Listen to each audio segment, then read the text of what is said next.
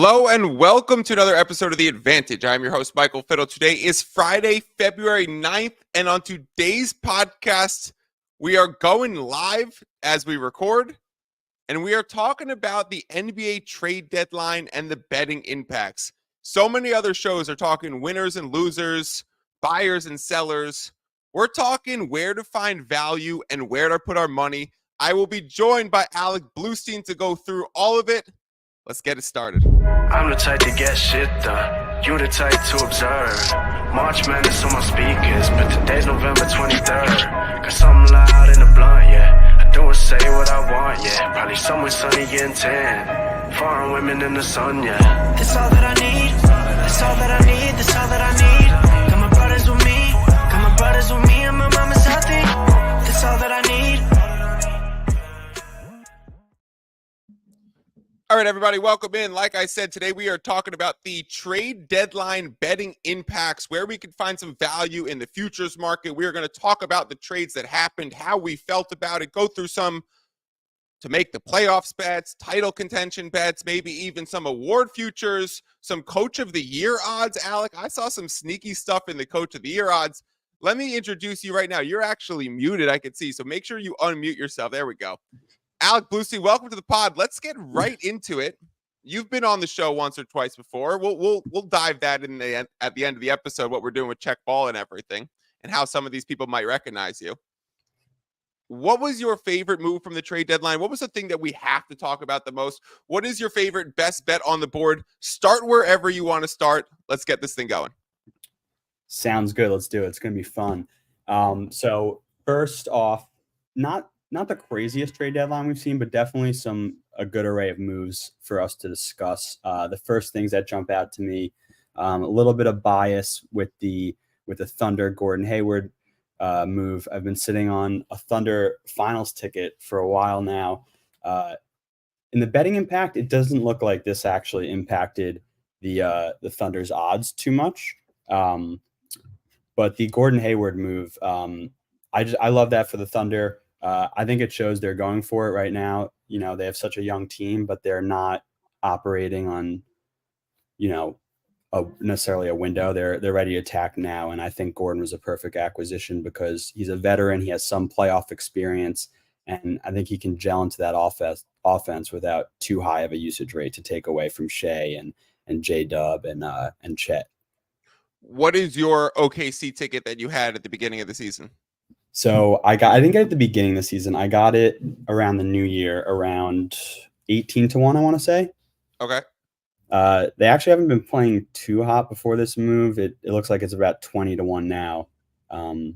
So what do you think of that? I think you're floating around where it could be. I was actually very disappointed in the OKC Thunder trade deadline. I'm sitting on the best OKC ticket in the market. I have it 120-1 from June 16th. I want to say that bet was placed, and I put 3 units on it at 120-1. I also, in that same vein, on that same day, if anyone was following me back then, your NBA futures are absolutely caked right now. We did Indiana Pacers 500-1, and we did Houston Rockets 500-1. So of the 3 teams that I picked off, it was Pacers, Rockets, and Thunder, all north of 120 and 500-1. Incredible. In a really good shape with those. I should do some updated things on that moving forward. However, I was pretty pissed off with OKC's move. I like the Gordon Hayward acquisition. If he could stay healthy, I think we understand he's going to take Josh Giddey's role in potentially a closing lineup. If he's playing well, he can pass, but he could shoot better than what Giddey can do. So now Giddey obviously is an electric passer, but his lack of ability to floor space and to create the open shot and to hit an open shot when he gets the drive and kick from Shea, that's going to really limit your upside in the playoffs. So if Gordon Hayward is a savvy veteran who's knocking down his shots, then I really like it. The flip side of that is they also totally missed the ball. If we start looking at some of the other pieces that happened in, like, why didn't they just go get Bogdanovich? Because if they're looking for an off-ball shooter to be better than Giddey, then why go with someone who's oft injured and older in Gordon Hayward instead of bringing in Bogdanovich, who also has an incredibly flexible deal? Why not go get Xavier Tillman, who went to the Celtics. That's the one that pisses me off the most. The OKC Thunder needed a big so badly. If you're going to bang in the playoffs with AD, if you're going to bang in the playoffs with Zion and Joe Val, if you're going to bang in the playoffs with Sabonis, if you're going to bang in the playoffs with Gobert and Karl Anthony Towns, should I keep going? Because I haven't even mentioned Nikola Jokic. And then we haven't even gotten to the point where who do you see in the NBA Finals? The Celtics got this guy now for the finals, right? They got the guy now so they could go up against potentially Embiid, but the rest of the centers in the East are not nearly as daunting. OKC not giving up a first to go get that and because they have an absolute stockpile. I think they had like 3 or 4 firsts this year.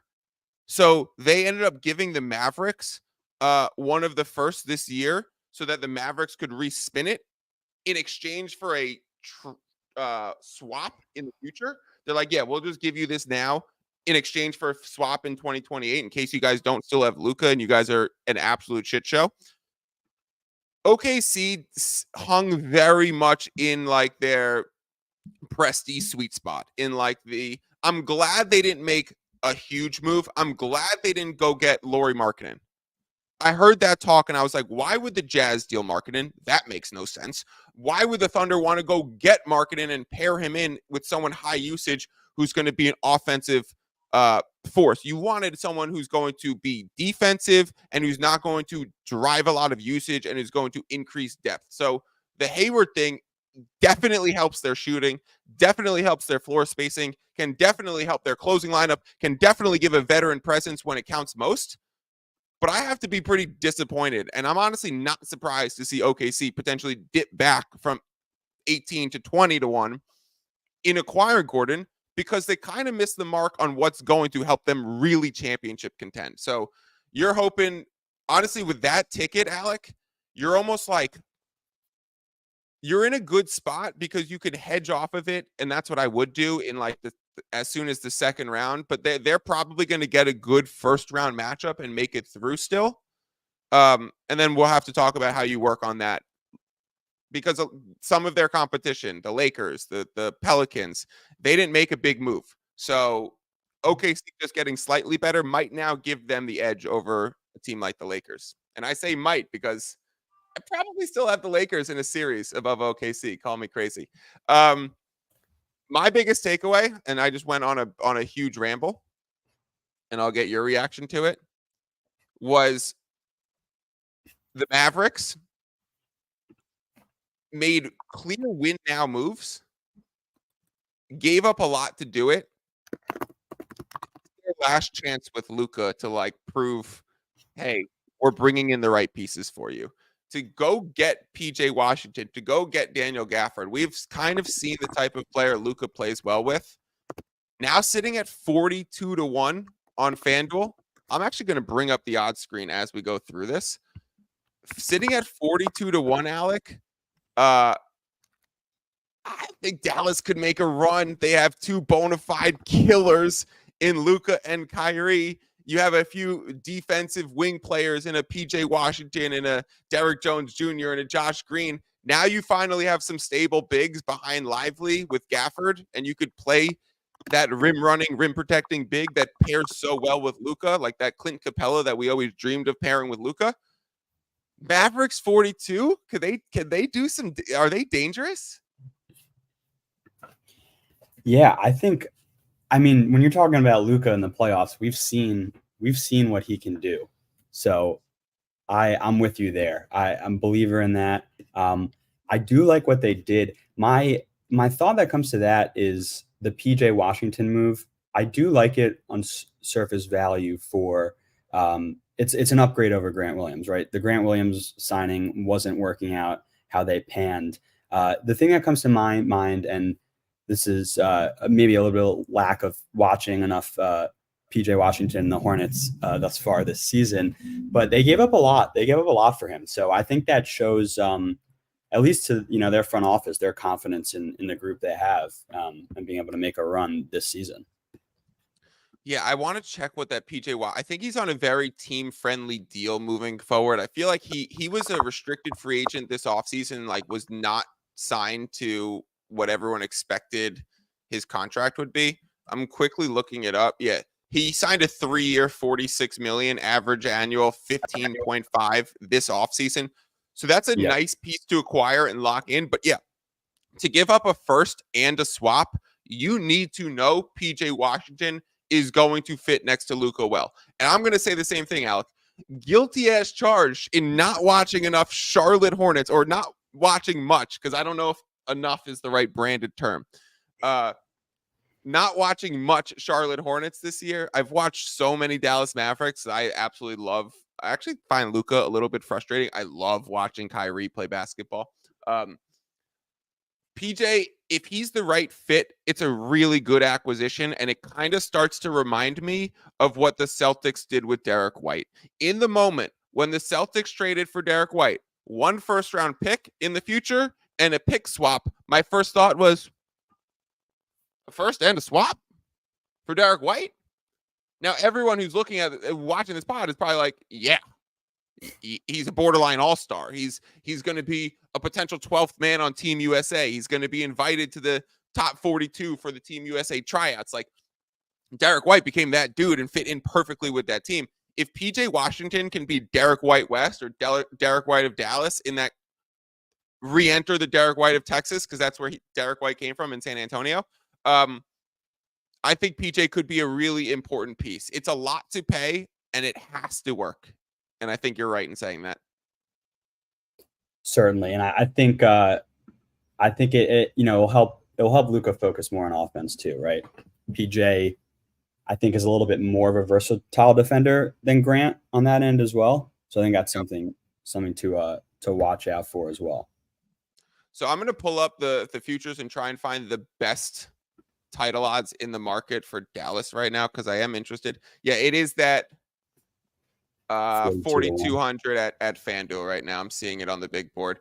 The other team that we got to talk about, I'll hit it right here. I mean, 16-1 Knicks.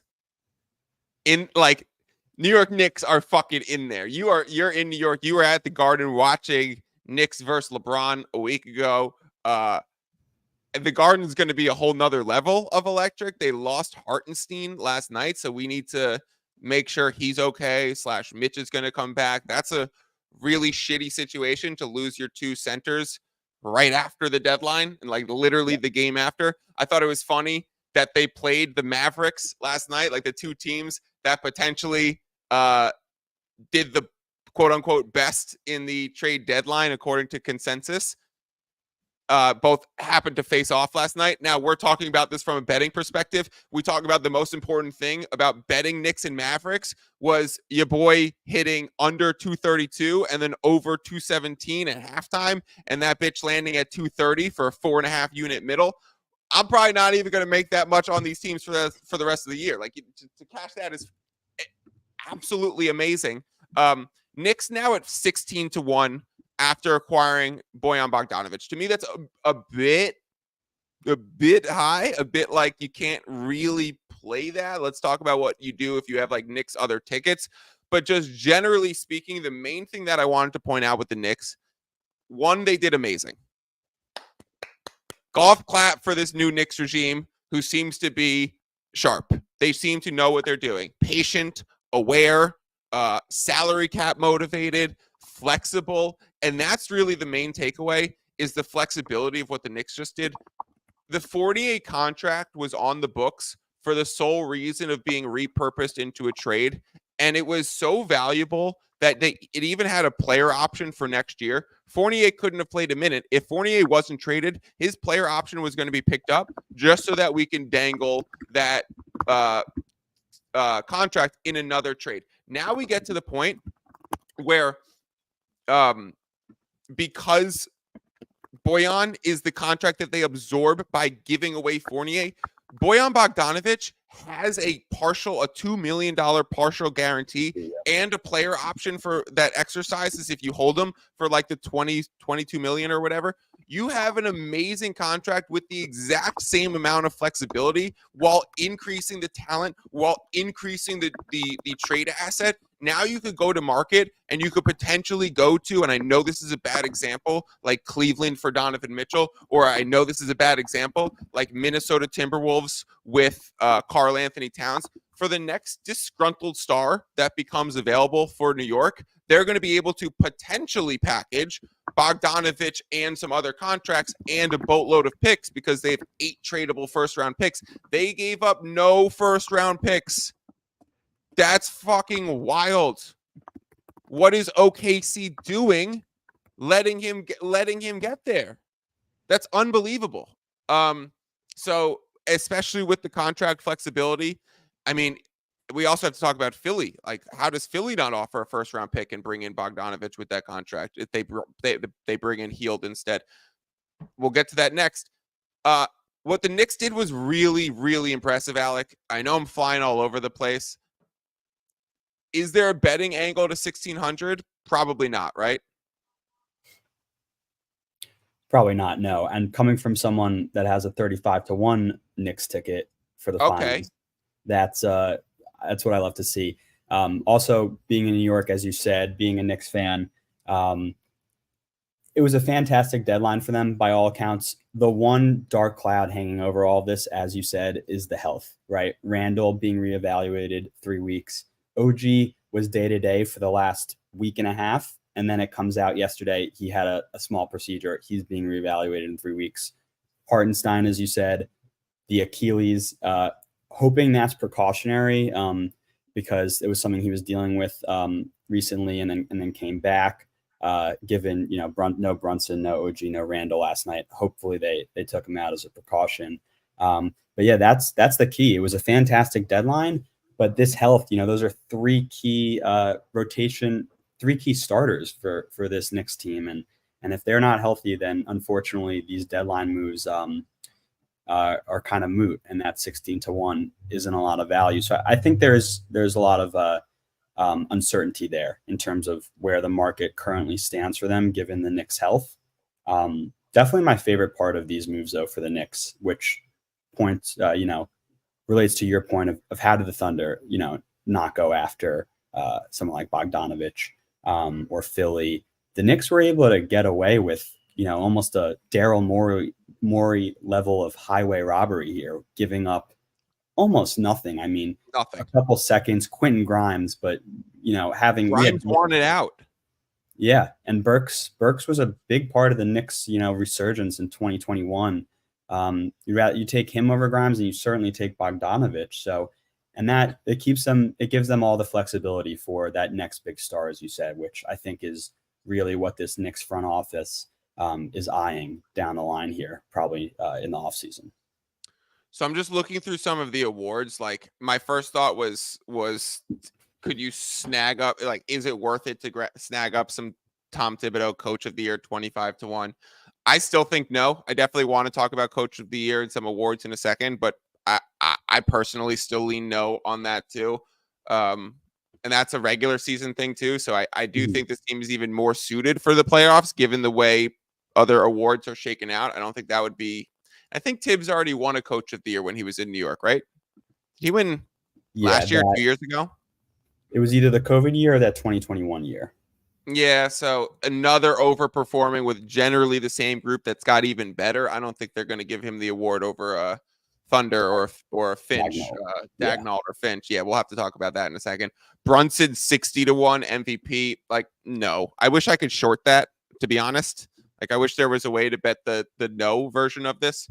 One day there will be a maybe consensus in industry change that anytime they offer a yes, they have to offer a no. That'd be nice.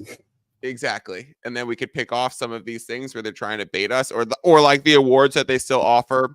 They've gotten away from doing it, Alec, because they were getting screamed at. But there was a a few MVP candidates listed who were disqualified from winning the award. Like Ja Morant was still available to be taken when he could not have possibly won because of this new 65 games rule. So, these books will do some egregious things. Let's see. Who else do we need? Let's talk about some teams that did not make any moves. No moves for Denver. No moves for the Clippers. Of course, they made the Harden trade already. No moves. The Suns made very small moves. No moves for the Minnesota Timberwolves. No moves for the Pelicans. No moves for the Los Angeles Lakers. No moves for the Golden State Warriors. A lot of teams out west, no moves. My biggest reaction to that, Alec, was perhaps some sneaky value on the Pelicans. I was glad the Pelicans stood pat. I heard them linked to DeJounte. Don't really think that was the right piece for them. I don't really think they need more shooting, if anything, when they slip the Jordan Hawkins into the lineup, when they slip Trey Murphy into extended minutes, when CJ is healthy and shooting well. That's when this team really flourishes. They're a dangerous playoff team because they could beat you in any type of way. They could play any type of basketball. So I'm now thinking, like, are the Pelicans, and they play the Lakers tonight, so this is a good microcosm.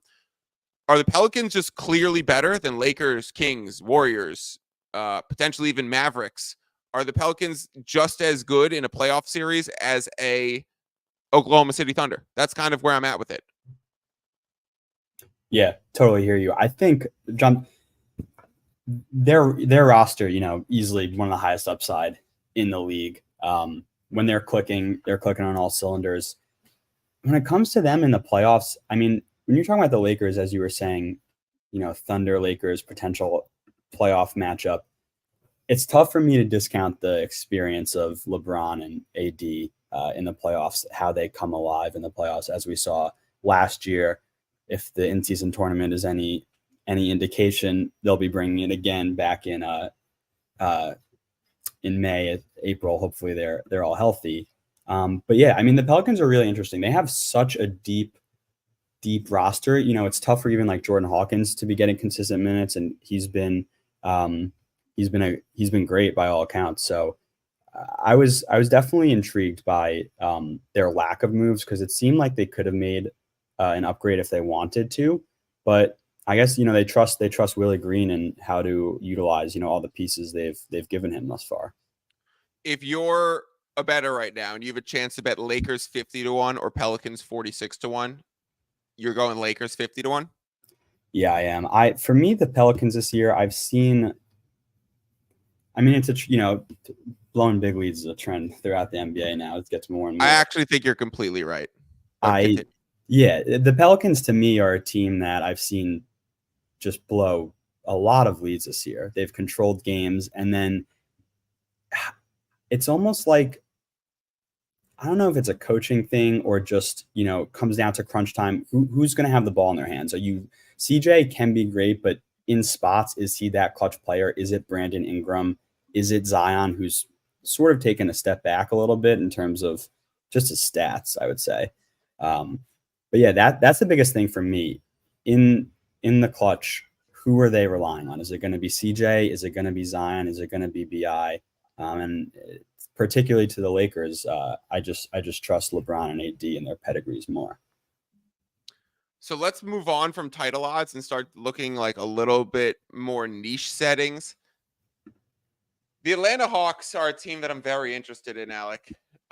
No trades, did not trade DeJounte, been underperforming, but we're about reaching that point of the year where it's almost the 1 year mark for Quinn Snyder.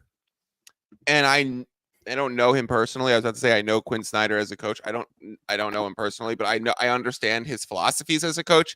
It's very Spurs Warriors-esque. It's very movement oriented, know where you're supposed to be oriented, have your expected spots that your players are going to be in your outlet passes, and then you're moving. So when you start reaching that 1 year mark, I'm like, are they about to start gelling? Are they about to start getting it together? Jalen Johnson kind of taken off. Trae Young has been absolutely amazing this season. He deserved to be an all-star. They're probably a bit settled now. that the deadline's over. Everyone can take a deep breath. And do they have a chance of really making a run for it right now? If I played the under 44.5, which I think I did, I'll have to check what my exact number was. I definitely played a Hawks win total under at the beginning of the year. I'm 100% flipping that around, and everyone loves the fiddle middle. Doing it at 140 juice right now, that's not really possible. But I'm looking for the right Hawks number to play back a Hawks over win total. I just think given not doing anything at the deadline is going to settle the team. And then you have a coach who you're about to get used to and start clicking into rotation with. It's not like it's Missoula where he just wants everyone shooting threes as soon as they get him. This is a pass, move, be there. And if you're not there, there's problems. And then the whole system's off. Totally. Trey's been playing so well. And I think a little bit of the disappointment with the Hawks this year has been, as you were saying, Quinn Snyder coming into about just over half a year when the season started. We haven't seen them gel like you were referring to. You know, it would be really cool to see that start to happen more. The one concern is just the Trey Murray backcourt, and I don't want to say it's hit its ceiling, but it seems like it could be trending that direction. I don't know. I think you certainly could have made a case for them to sell and to try and capitalize on either, you know, if you were talking about an untouchable on that team, you'd think Trey, although this reminds me of a little bit of the Halliburton Fox. Yeah. Halliburton was younger on a better contract than Fox, although the Kings were able to get more for Halliburton. That's ultimately why they moved him. It would be interesting to think about, you know, I'm sure they didn't move Murray because they weren't getting good enough offers. Yeah, the offers of Reeves or D'Lo, like that's not enough. Yeah. Especially when you still owe all your picks to the Spurs. Like they haven't even started paying the debt on DeJounte. On DeJounte, yeah. If they were talking to teams about Trey, potentially they would have gotten something a large enough bite. So yeah, you definitely have to consider it. I wonder what was being offered, but at the same time, Trey is like, he's who they want to build around. Yeah, and he's fucking good. And there's so many haters out there, but the guy can put the ball in the hoop. He can set your man up where you want to be. He's terrible on defense, but this is an offensive league. And like we talk about, he's terrible on defense. His defensive ratings are not that much worse than, like, he's a better defender than Damian Lillard per the numbers. He's a better defender than John Morant per the numbers, right? Like I was looking at it yesterday. He's a better defender than Joe Harris by the numbers. I was like, what are we even? We can't. Trey's not actually the worst defender in the league. It's like when they used to say that about Steph. So I don't know. I think like the bump up for the Hawks to make the playoffs seems a bit much. They're like plus 260 or whatever, but minus 350 to make the play in, or they're over win totals. That becomes really interesting. I'm looking at the Eastern standings right now. Like the Hawks are sitting at 10th, 22 and 29, tied with the actually not tied, 3 games back of the Bulls, 2 games up on the Nets. If we think the Nets, which I think is a team that you wanted to discuss, if we think the Nets are going to go backwards right now and get worse, then it does seem like the Hawks are kind of locked into at least being a play-in tournament team with upside. So then are you playing like the minus 350 in the future? I don't love generally paying minus 350, but at this point in the season, when that's going to only be a future for 3 months, when that's going to get paid out relatively soon, that's after the end of the regular season. So 2.5 months from now, it's not after the playoffs, and it looks really secure, then that's probably worth an investment if we're doing really well in other spaces, which we are, right? We just returned all of our NFL futures. We have the Super Bowl happening tomorrow. So our futures portfolio and our available account balance to be able to reposition into some of these markets, it's like now is the time, and I probably should have started this podcast off with it. Now is the time to be able to pick off some of the right futures, to be able to say, I could throw 4 units here because I don't need to turn over that part of my bankroll because I just returned all of my NFL futures. So let me play a Hawks minus 350 to make the play-in tournament because they seem at minimum locked into the 10th seed. The 11th Nets, the 12th Raptors, the 13th Hornets, they're going the other way. The Hawks potentially are going to kick into gear and to get a little bit better. The Bulls, they're sandwiched between the Bulls and the Nets. And Alec, I know those are 2 teams you want to talk about, so let's talk about those right now. Hawks minus 350 to make the play-in, I think, is one of my favorite ones so far. Yeah, I mean, I think that's a great bet, as you were saying, in terms of especially if you're holding that that under 44.5 ticket from preseason, then that's a great spot to potentially middle. Looking at the standings, it could, yeah, you could certainly get a middle there easily. But in terms of teams following the theme of standing pat at the deadline, sort of the opposite direction of the Hawks, the Nets and the Bulls, I think, were two very curious cases of standing pat.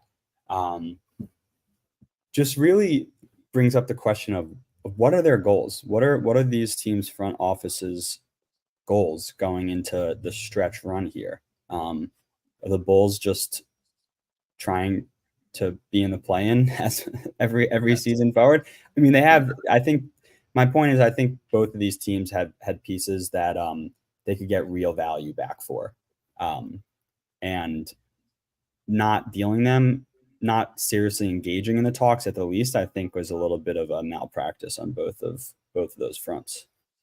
Especially on the Bulls, like if you look at what the rest, if you're set on making the play-in, right? If that's your goal, I think their goal is to try and get into the 8th seed and then have 2 shots at the play-in and then potentially a first round. The Bulls, I heard this on Windhorse podcast recently. The Bulls make a shitload of money. Like they still have the number 1 attendance in the league. Mm-hmm. They have the biggest arena in the league. They're still a major attraction in Chicago. Bears are nothing. Blackhawks, I don't know how good the Blackhawks are these days. White Sox, Cubs. I just know that the Bulls have by far the most interest in Chicago, and they draw a lot of attention. I was actually on the phone with my roommate last night, and he's like, hold on, I got to talk to my mom. And he's from Chicago, and him and his mom start talking Bull strategy, and then he gets back on with me, and I'm like, that was adorable. Are you and your mom just talking Bulls X's and O's? Like that was like, call me, 3-way me into those conversations. But even if the Bulls gave away DeRozan, right? Levine was off the table because of the injury, mm-hmm. right? So a lot of the people want to complain that the deadline was less exciting than we thought it was going to be. We had CP3 get traded. We had Dame get traded. We've had Drew Holiday get traded twice. We've had James Harden get traded. We've had Pascal Siakam get traded. We had OG Anunoby. We've had a lot of exciting trades this NBA season. In years past, they more come towards the deadline, like a Kyrie, KD kind of rollout and some fallout happens. That happened earlier. That happened for Toronto, offing Siakam and OG Anunoby earlier. Yeah. So it still was an exciting deadline, but I'm like, now the Bulls had more benefit of the doubt of time and the ability to realize the Raptors who are below them, the Hornets, the Nets, the Hawks, like they're going to be locked into a play-in spot, which they wanted, even if they gave up DeRozan.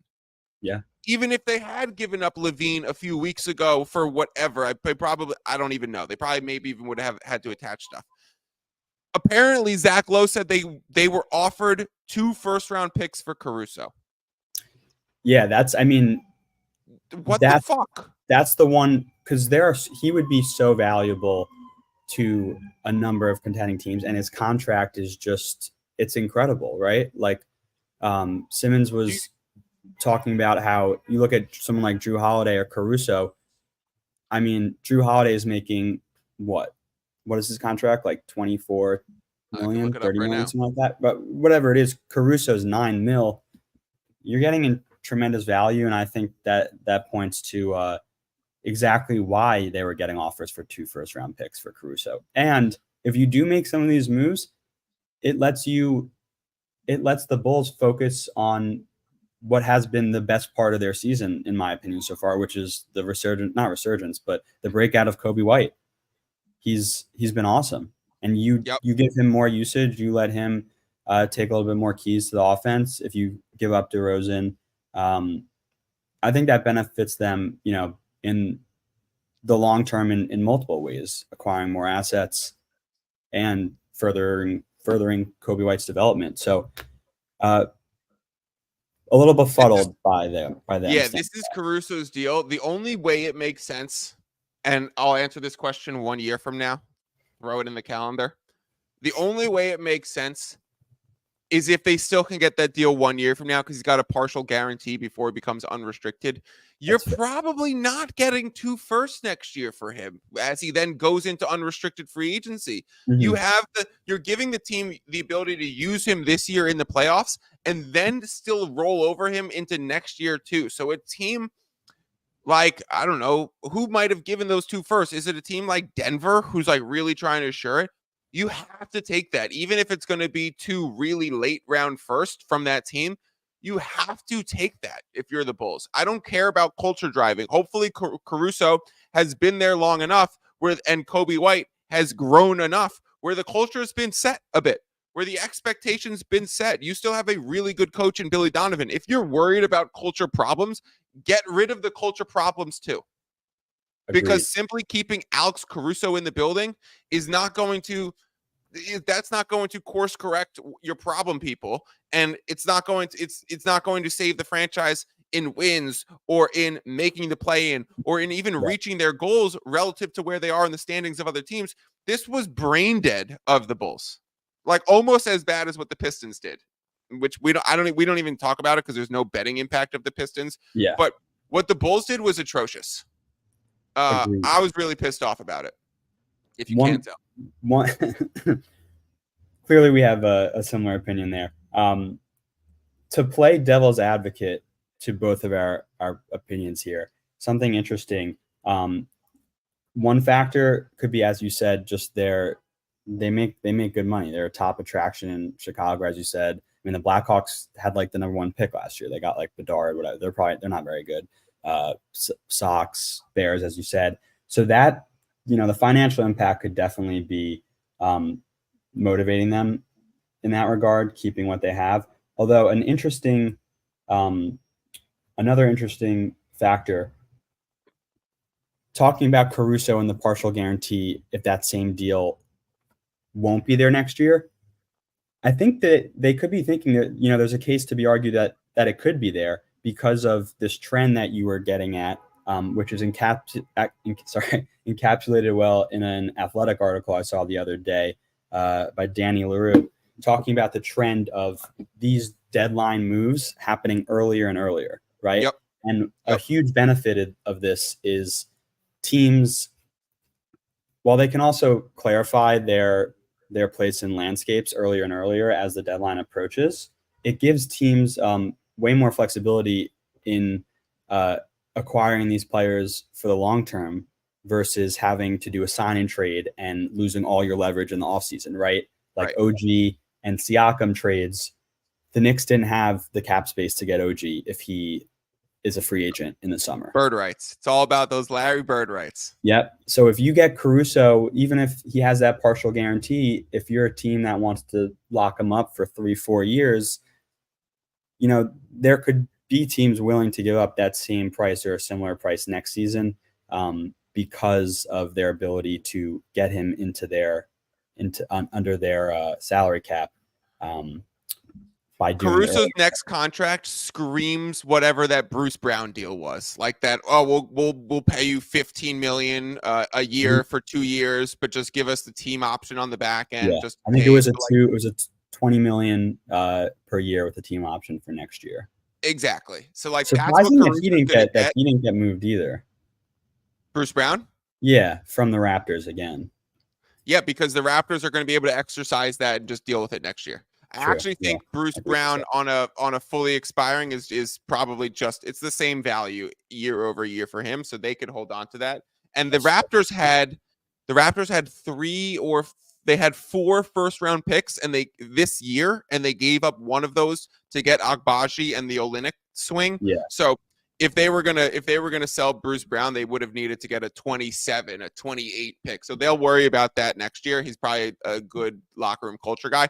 But that's the exact opposite of like understand your situation and then apply it. Like it's the exact opposite of the Caruso situation. Mm-hmm. And you should have both are pretty simple to figure out. I mean, we just did it in 6 minutes. So yeah, that was absolutely brain dead. Was there another team that I wanted to talk about quickly? The Nets in that vein. The Nets? Yeah, in terms of similar, I mean, Mikal Bridges, they could have gotten a haul for him. They weren't really even listening. Now I know exactly what I was going to talk about. I disagree. 20-second timeout. I want to explain one nerdy basketball thing quickly as it relates to Miles Bridges and his veto of the trades, because we were just talking about bird rights, which is why I wanted to talk about this. Mm-hmm. If you're a weird nerdy NBA fan like I am, and I think you are too, Alec, like some of these like cap intricacies, contract intricacies, why things are happening really interest me. So it's like Charlotte has made a bunch of indications that they have absolutely no plans to keep Miles Bridges around, whether that be a culture thing, I don't know, plenty of off the court issues. He is a good fit on the court. I'm also one of those weirdos who believes in astrological signs and the lunar cycles impact your hormones and your appetite and all those things. If you look at the LaMelo Ball, Brandon Miller, Miles Bridges, astrological sign combos and their relationship compatibilities, it's one of the most compatible trios in the NBA. So watch out for them to be a dangerous, dynamic force moving forward if they stay together. But it does seem like the Hornets wanted to move on from him, which is why they were going to package him in trades. But Miles Bridges ended up vetoing the trades, kind of like saying no to the trades. It's like, wait, he doesn't have a no trade clause. And so I just wanted to explain that because Miles Bridges had the off the court issues, the Hornets ended up bringing him back on his qualifying offer, meaning they did not offer him an extension. It is the last year of the rookie deal. It is what's called a qualifying offer. They kept him on their books. They hold on to the piece. It is a 1-year deal. It could not be negotiated for or against. And the flip side of that is for that year, it is a 1-year deal in which he will have an ability to veto trades to a spot. Because in getting traded while you're on a qualifying offer, you lose your bird rights. So bird rights are what allows you, like you were just saying, Alec, in the OG Anunoby case, for a team like the New York Knicks to go acquire OG Anunoby, wait for him to become a free agent, and then exceed their salary cap to go back and sign that player. For a guy like Bridges, when he was going to be dealt to said team, whether that was going to be the Houston Rockets or the Phoenix Suns seemed interested. Phoenix Suns are completely capped out. They have one of the richest owners in the league who would be sure if he had a bird rights player who was worth it, who would exceed the cap. But that would not be possible. If Bridges had gone to Phoenix and he was absolutely crushing it, his probably would have been a minimum deal or a mid-level exception or whatever the baseline contract the Phoenix Suns could still offer him at the end of this year. So why would he say no? And why would he stay with the team that still doesn't want to keep him? It's because he's dropping 40 bombs on a nightly basis. He's playing 37 minutes a night. So his still best audition tape, his still best chance to get the biggest contract in the future is to stay on the Charlotte Hornets, to stay in that role, even if it's for 2 more months. We will see. Maybe things change and the wave turns and they end up keeping him around. I don't think he's going to stay, but I do think he's going to get the biggest contract by staying where he is. I just wanted to explain that like nuance of the qualifying offer. Yeah, and isn't there an angle of the potential? I mean, this takes away all the leverage from the Hornets, but they can pay him the most, right? Yes. So if he's thinking sign and trade next year in the offseason. Right. Like a team like Philadelphia would be able to offer him a lot too. Yep. I think I think if we know things about Daryl Morey, this is a Kyle, turn the TikTok camera on. If we know things about Daryl Morey, and he's always got 4 plans up his sleeve, and they're very close to the vest, and you don't know what's coming, and they're going to surprise you. One of them's probably the Miles Bridges angle, because he would be a good fit next to Embiid and Maxey. Athletic, can run with Maxey, can play D next to Embiid, can kind of floor space a little bit. He would be a really good fit there. And you sure know as hell, Daryl Morey, if that's what he's interested in, he doesn't want to leak that because he doesn't want to, start that PR train. There'd be no reason to start that now, right? We all just dealt with Daryl Morey as a liar. We've all dealt with the Daryl Morey China stuff. Like, we don't need more Daryl Morey headlines and drama out there. So keeping that close to the vest, I would be interested if he ends up on the Sixers. And I think the Buddy Hield situation will play out. That's another one where, like, maybe they have bird rights and then they can exceed cap, right? Mm-hmm. Do they bring in Bridges? Do they re-sign Maxey and then re-sign Hield to go over? And now they're got a squad. Like, that would be a fucking squad. I think there was maybe a decoy thrown out by Daryl. If you're working along your thinking with the Chris Haynes reported that they'd be a major player for PG if he doesn't re-sign with the Clippers this offseason. No, PG's re-signing with the Clippers. The 76ers would be the team to come swoop him in, but there's just no way that's happening.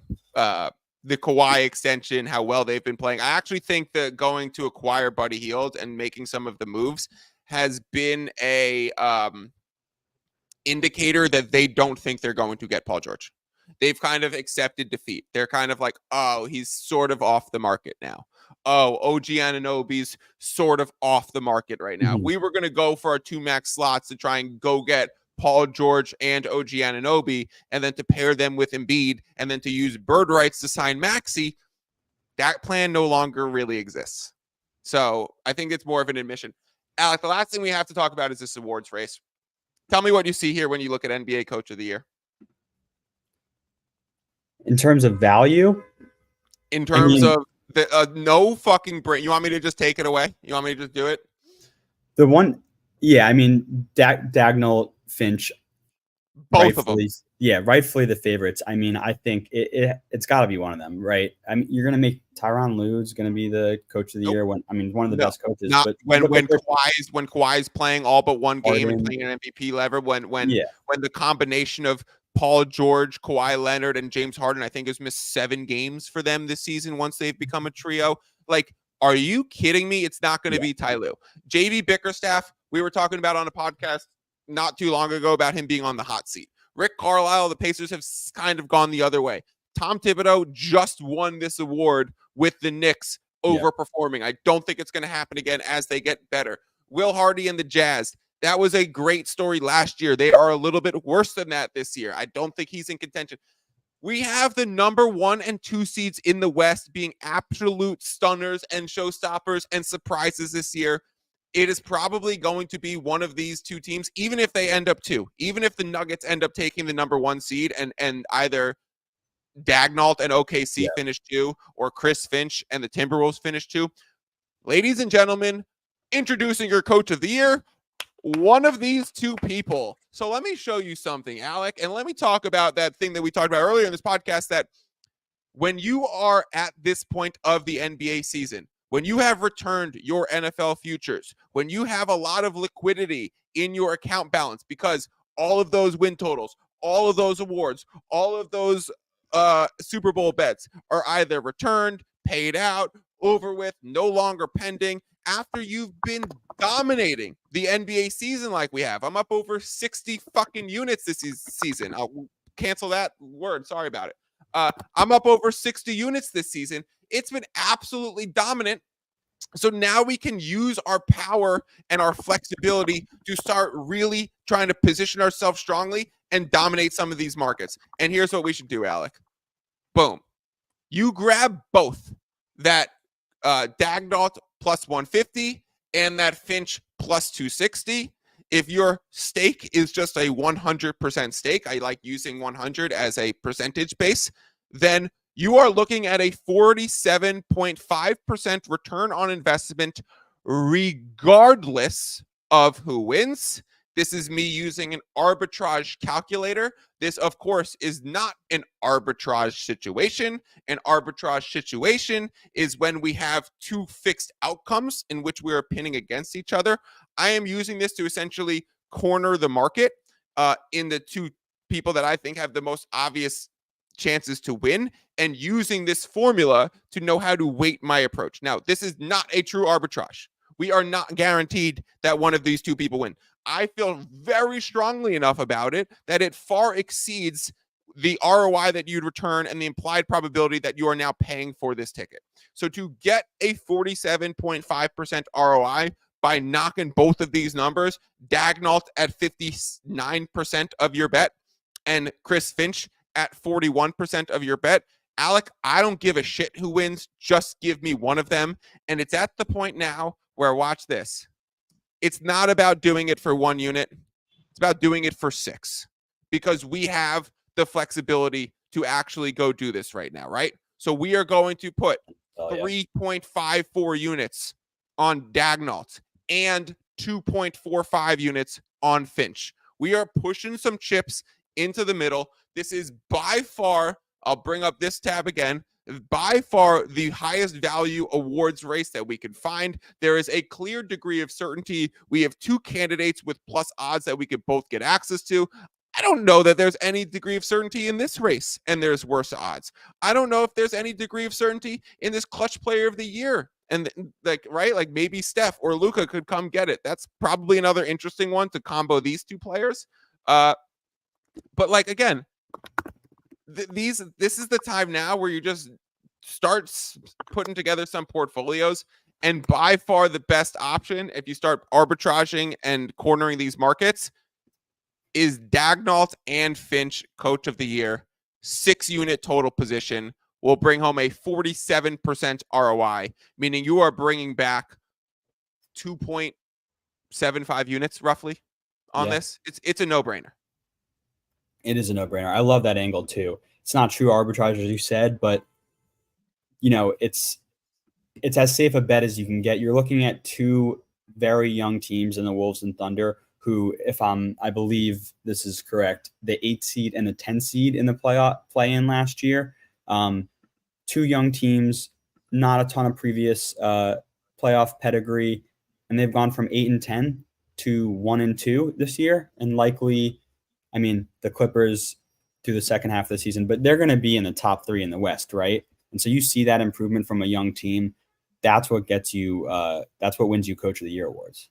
And the flip side of that is there's not really many other strong candidates. In the East, it looked like it was Jamal Mosley and the Magic who were really strong at the beginning of the year. It's not going to be.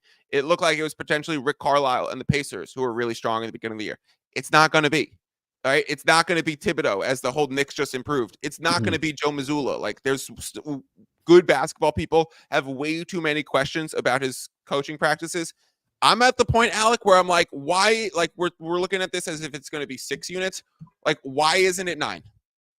Yeah, I'm with you. The one. If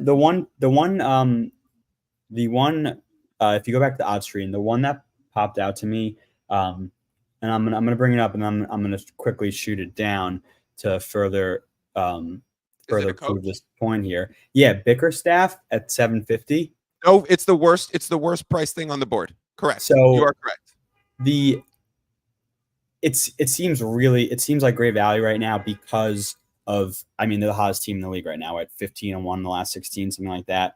And the thing is, though, Mobley coming back, right? What's going to happen? There's a lot of uncertainty. Yeah, there's a lot of uncertainty there, and how that's going to shape. Like, that could screw up the chemistry they have right now. You're not going to not play Mobley, who's the 4th pick. You're not going to not play Garland. You invested the 5th pick in. Like, they're going to be involved. There's uncertainty there compared to the Wolves and Thunder, who you know what you're going to be getting in the second half of the year. We also have this to look at, Alec. Check this out quickly. They're hot, right? Look at all those dubs. They're hot. Let me also point out something. Washington, San Antonio, Brooklyn, Chicago, Atlanta, a few Milwaukee's as they were transitioning and going through absolute hell. Mhm. Detroit, Memphis, San Antonio, Washington, Brooklyn. Like strength of schedule, they've had the easiest strength of schedule in the league during the stretch. Yes, they have been really good. Yes, Donovan Mitchell is playing like an all-star starter, potential all-NBA player. Yes, Jared Allen is grabbing every single double-double like it's his job. It is his job. Mobley has just come back and he's fitting in. Garland has just come back and they seem to be fitting in all right. The strength of schedule it's just not happening. They've been playing a lot of games at home and they've been playing against very easy teams when they go on the road. So I'm not going to be playing into any JB Bickerstaff. I actually am glad you pointed it out. I think it's the most egregious thing on this board. We're not just showing you what to take, we're showing you what not to take. Exactly. We're not to get caught by the books. I'm going to have to do more digging myself, and let's wrap this up here, Alec. I think it was a great discussion. I'm going to have to do more digging to see if this Damian Lillard SGA combo is worth grabbing.